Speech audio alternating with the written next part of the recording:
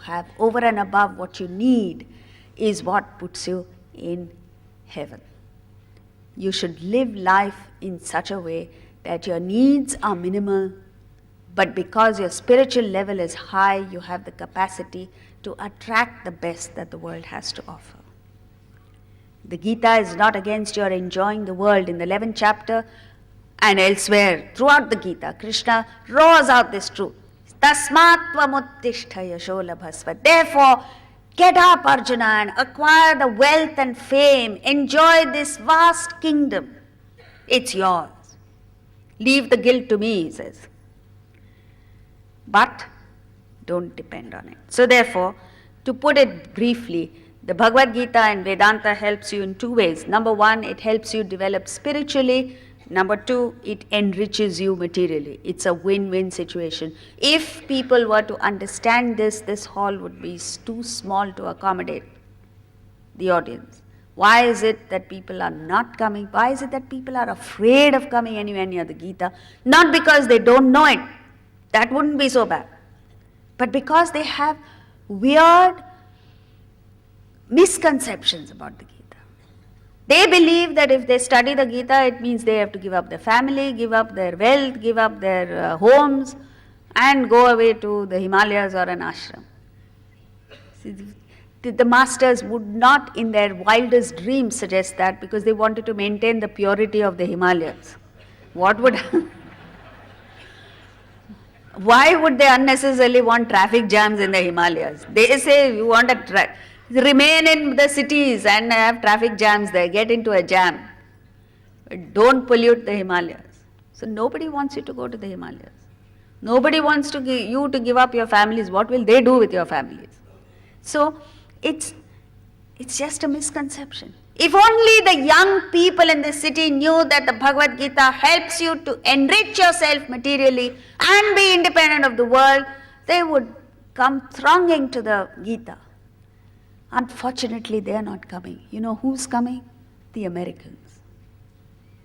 And the Americans will come, learn, package, market at a price. And then you'll buy it. This is the tragedy.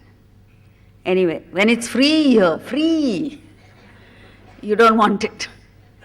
So, this is it. Now, yesterday we rushed through some of the qualities of a divine person in verse 2. So, we'll just briefly go through that.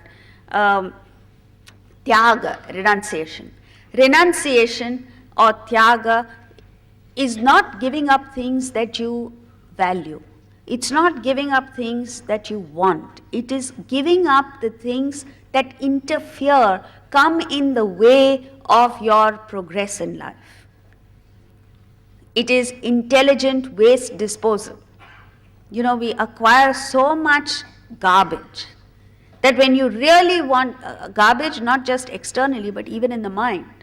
So when you really want to access something valuable, you can't find it because it's all covered with garbage. So intelligent waste disposal is what renunciation is. At least learn to give up the things that are no longer useful to you. It's like full-grown adults hanging on to the toys that they played with when they were 2 years old. It's of no use to you. You're not playing with them. It's of no use to anyone else. It just adds clutter in your life. And so tyaga or renunciation is just getting rid of the clutter so that you can focus on what is really important. Shanti is peace of mind. The ultimate peace of mind comes when you purify your system of desires. But relatively, as you are with the desires, if you learn to just scan the desires through your intellect and let the intellect guide you in dealing with the desires. Some desires need to be fulfilled, some desires are so trivial that they need to be just discarded, some desires need to be pursued, positive desires need to be encouraged. So all this comes with the intellect, and then you are in peace in spite of the fact that you have desires. A paishunam, free from slander. You know, we've got so used to speaking ill of people, of indulging in slander without any basis, without any truth, and this agitates our minds. So, as we said yesterday, make up your mind, this is very simple, that I will not speak ill of anyone, even if it is the truth. And then experience the relief that you get when you free your mind from negative thoughts. Apaishunam, unnecessarily demeaning others, unnecessarily accusing people of things. Daya bhuteshu, compassion. Compassion comes from understanding people, and this is love. Aloluptvam, non-covetousness. In the Ishavasya Upanishad, it says, don't covet another man's wealth. If a person is wealthier than you, if a person is happier than you, if a person has pluses that you don't have, it's only because he deserves it. He's worked for it, he's got it. If you want it, you work hard for it, and you'll get it.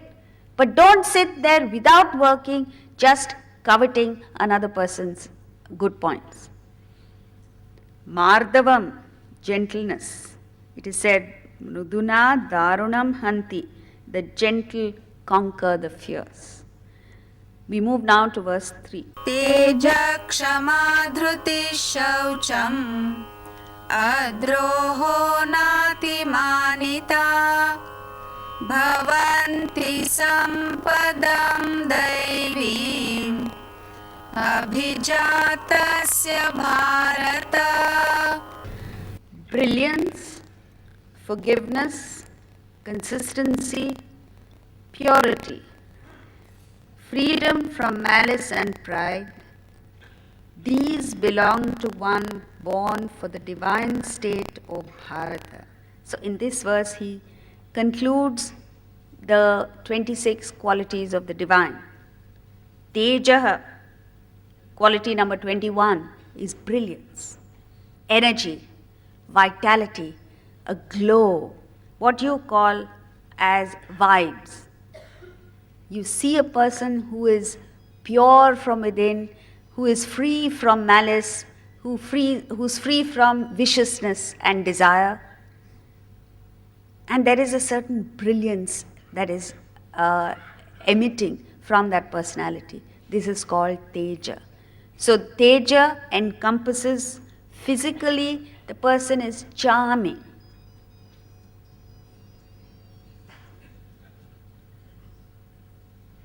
Remember what we said yesterday? So, physically, charming, vibrant personality. Emotionally, the person has chaste, pure feelings. Intellectually, he's clear, brilliant. Remember one thing, this, in other words, is a generally exceedingly attractive person. This attractiveness comes because of unfolding Atman. This does not come through beauty parlors, please. This doesn't mean you should not go to a beauty parlor. You can go with the understanding that it will not enhance my beauty. If you really want to be attractive, unfold Atman and you will be irresistible. The world will converge to you. So, Atman shines forth from such a personality. 22 is KSHAMA, forgiveness. What is forgiveness? Forgiveness is just understanding a person for what he is. In the 3rd chapter, he puts it so beautifully. He says, Guna guneshu vartante iti matvana sajjate. All that you have to, 3 words you have to learn by heart, 3 Sanskrit words. Guna guneshu vartante. So when you go home this evening and your husband or wife is getting angry and irritable and shouting and screaming, don't get into the fray and start shouting. Just understand, Guna guneshu vartante. What a brilliant manifestation of angry gunas. Don't say it out to him. Within yourself. When you're driving home from here and you come across people cutting into you and, bad driving, inconsiderate and all that, just tell yourself, I am in this wonderful Mumbai city. The gunas of Mumbai city drivers is this. If somebody were to stop and give way to you, you should be seriously worried. Is it, am I in Mumbai, or am I dreaming, or am I in London? Guna guneshu vartante. First of all, look within. In spite of our best efforts, we are not able to overcome one defect, one fault within our system. In spite of putting in effort for years together, how can you expect another person who doesn't even know he has the fault and who's certainly not making an effort to improve? How can you expect a person to change just because you want him to change? Impossible. Remember one thing, you can't change anything in the world except yourself. The moment you see a defect in someone else, understand that you have it, which is the truth, If you get irritated by someone else's faults, it only means that you're at the same level, which means you also have the same fault. If you have risen above that level, you won't get irritated by it. For instance, when two children are fighting over marbles and little pieces of paper and all that, and you view them, you look at them, will you turn around and pass judgment on them and say, you're extremely selfish, you're going to have to pay for this? You don't say it. You don't get irritated. What happens to you? You understand. They're children. Children will fight, children will play, they will make up, and someday they will grow up to understand finer things of life. Similarly, if you've grown to a higher level and you see people squabbling, you have the same attitude. That's why all the rishis refer to us as balaha, or the worst and the best of things that we do, in their view, is just childishness. And they are firm in the conviction that someday you'll grow up. Some janma you'll grow up, not necessarily this janma. So, guna guneshu vartante. Kshama is understanding and accepting a person for what he or she is, and thereafter, the worst of qualities that the person manifests is like music to your ears.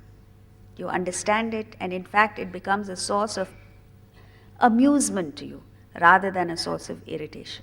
This is true love. Love is not sending Valentine cards to each other. Not that I'm against it. So, next quality, dhriti, consistency. It's a consistent pursuit of a goal that you fixed for yourself for your lifetime. And you do not allow the demands of your own body, mind and intellect to interfere with the pursuit of your goal. Whatever the goal is, it could be music as a goal, it could be sport, it could be business, it could be service. Whatever it is that you choose to do in your lifetime, stick to it. Complete what you've started. We don't do that. You start a million things, don't complete even one. Consistency is that which takes you right to the end. Quality number 24 is SHAUCHAM, a fantastic quality. Everywhere, throughout the Gita, he talks about it. Even when he speaks of the 35 qualities of a bhakta in chapter 12, he uses the word shuchi, pure, clean, which includes a clean body. That, of course, you understand. But a clean mind, a mind that is free from hatred, a mind that is free from thinking ill of others, a mind that is free of jealousy and anger and bitterness and all the rest of it. A clean intellect, clarity of thinking. And then when you have a clean body, mind and intellect, this projects into the external world as a clean environment. Where is this? Our scriptures are talking about it, for which we have respect, regard, and we worship the scriptures. But when we go out, there's people spitting on the road, there are people throwing, educated people. I happen to live outside a college, and all the college students who come there are from the elite class of society. They come in fancy cars, but they mess up the road so badly that it looks like a garbage bin at the end of the day. Now, why is it that we are perhaps the only society in the world that's so filthy? Start with the environment.